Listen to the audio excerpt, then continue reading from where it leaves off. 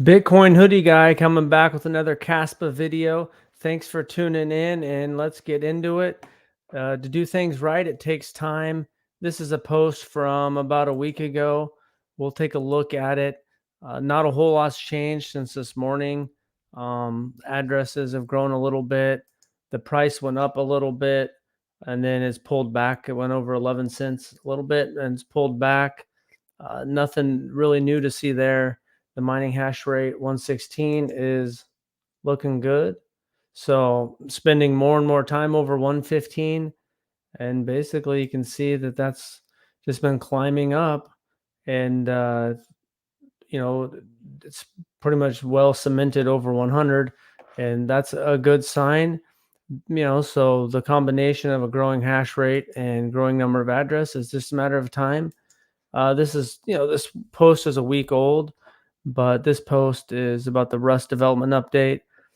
For those wondering why testnet is taking so long, it's because the incredible Rusty KASPA team keeps coming up with exciting new ways to improve the performance of the client. However, these require deep and subtle changes to the code that require time and care, delaying next public testnet 11 run. In the last few weeks, two major optimizations were introduced. Tracking child blocks. The node maintains for each block a list of its children blocks that it is pointing at. When a new block arrives, it should be added to the list of children of all blocks it is pointing at. Originally, the list would be recomputed and rewritten from scratch. That requires a quadratic amount of database writes. If a block has n children, then the first child written n times, the second one n minus 1 times, and so on, summing up to n. So getting kind of technical there. And then the second thing is reachability queries. Reachability queries are the mechanism that allows us to quickly determine whether one block is in the past of another block. Finding a way to do that is efficient in terms of storage and in terms of processing is one of the hardest roadblocks for implementing GoStag, and why many before us assumed an efficient implementation is impossible.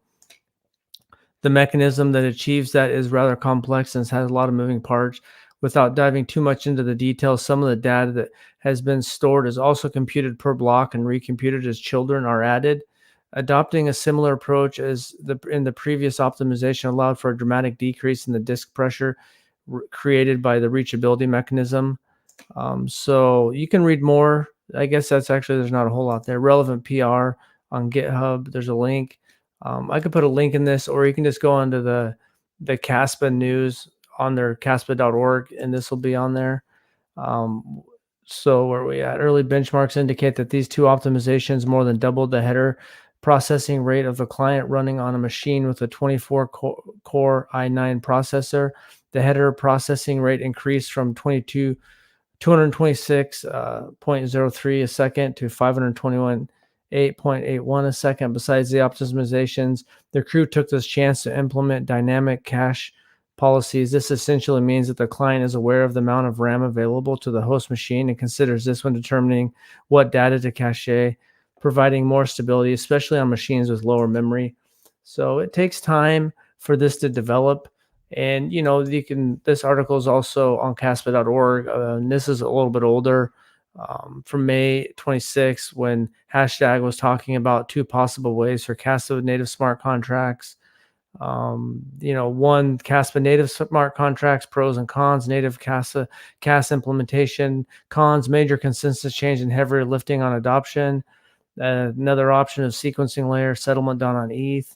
And a month ago, you can see some people on Reddit were talking about that.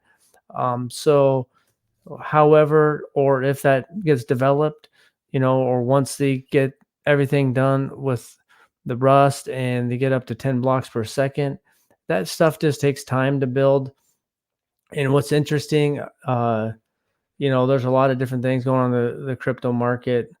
I have been Bitcoin punks. I was kind of messing around with the ordinal inscriptions. I inscribed some of my own under 100,000, and now it's way up there. Was it? Let's see. Last time I checked, what is it up to now? It is up to almost 49 million inscriptions. So I know a lot of money's flown into the BRC20 ordinals. And so, yeah, then you can see how the money spigot flows to the Bitcoin frogs. Now it's flowing to the Bitcoin punks, which I hold. You can see the floor that's going up crazy. But one thing that's interesting here is you can see that, pretty much Ethereum had the foothold on the NFT market. Now all those BRC20 tokens are on the Bitcoin blockchain, so that is driving a lot of the NFT sales on Bitcoin, and they don't have very much wash trading, where that's a big part on Ethereum and Polygon. Um, and so, but you can see Solana got up to number two. That's cooled off 40%, but they have a lot with Bonk, and Solana's had a pretty hot year. But another thing is just you can see that the fees, because of the ordinals, the BRC20 tokens, are pretty high, because sometimes it's like, to get your transactions through, it's like 5 V sats for V byte, 10. I mean, it hasn't been like that in a long time, but the other day it was like 600 sats per V byte. And right here you can see at 250 sats per V byte, you're looking at 3.125 Bitcoin. That's almost half of the block reward. So miners are making $130,000. So the digital real estate Bitcoin is seen as valuable. You tie that back into KASPA is what and however they implement it, because as far as I can tell, there's ideas of how they're going to do smart contracts, and it's not exactly figured out how. Maybe Jonathan Saplinski's got more of a plan, but those type of things on an L1 that's fast, that can implement smart contracts, NFTs, things like that. If the NFTs can be on chain, that'll be huge. And so it just takes time to build. That's kind of the theme of here is, doing the right thing takes time, but it's worth it. Testnet 11 internal testing is on, and this is a week old, so it's not brand new. But when the price is going sideways, even down a little bit, you're just basically kind of watching it, and maybe you're waiting for another entry point. Maybe you're waiting for 10 cents to load up. Maybe you're waiting for it to go back down to 6-7 cents. Yeah, you just got to play whatever game that you plan on doing there. And you can just see, though, that I don't know if this is, there's just a lot of money out the miners are making here on Bitcoin, but it shows that having data stored on chain is important. So Caspa is still in the early stages, and still doesn't even have any tier one exchange listings. And so I think too, is with Solana, I dismissed their phone. I know MKHB, he made a review when their phone came out, and he didn't really review it for the people the phone is made for, which is kind of crypto degens. This phone wasn't completely made for just an average user. It's for people that are into Web3. And the phone didn't really sell that well. And then once Bonk went ripping and roaring and people were getting Bonk airdrops, the phone sold out pretty quickly. It shows you that, for me, I kind of dismissed Solana. I mean, I played around with Solana NFTs on the last bull run and had Solana a little bit, but basically mostly had Solana for NFTs. I did some NFTs there, had the Phantom wallet, but this shows what's possible, and what is capable, and what kind of value does the phone bring, because basically people have enough bonk airdrop to them that basically covers the cost of the phone, plus there's some NFT drops, plus what's there, 25,000 phones. I think there's still a few left in Europe that haven't sold. They're selling on the secondary market for a premium, but it shows what's possible. And kind of tying it back into Caspa is, we don't know what's exactly possible with smart contracts, how it'll get implemented, what new ideas will come out.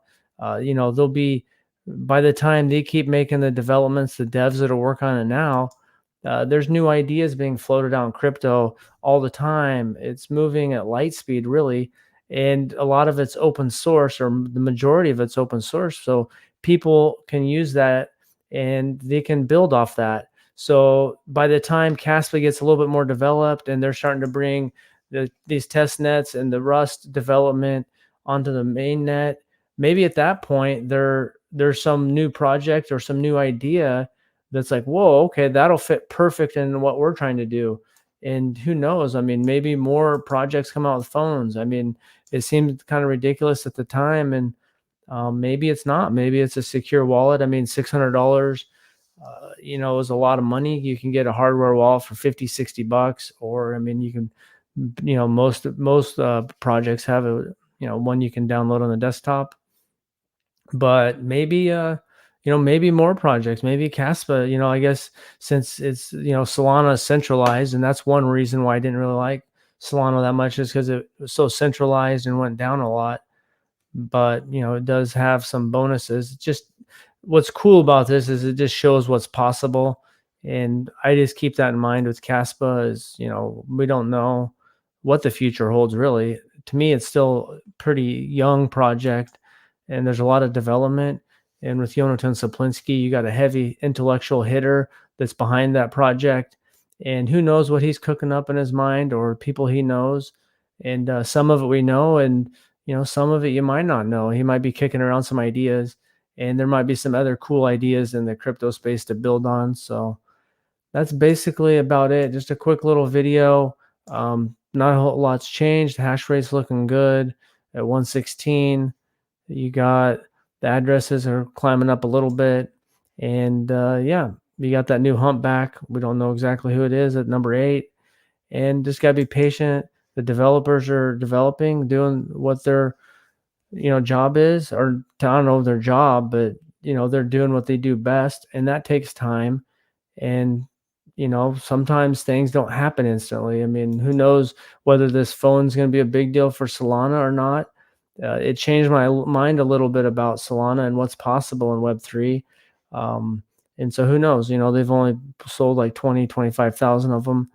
And maybe that's something that, I don't know, it's just something different and shows what's possible. And I think that's changing people's perspective about Web3 possibilities. And so I think it's exciting. Just got to be patient, and that's basically about it. So thanks for watching.